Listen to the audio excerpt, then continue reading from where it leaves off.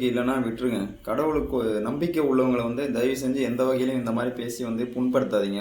ஏன்னா நீங்கள் நின்றுட்டு சொல்கிறதே வந்து 2 அருவாள் மேலே ஏறி நின்றுட்டு சொல்கிற மாதிரி இருக்குது. எனக்கு என்னமோ கருப்புசாமி கோயிலில் ஏறி வாக்கு சொல்கிற மாதிரி தோணுது ஒரு வார்த்தை இது பார்க்கும்போது.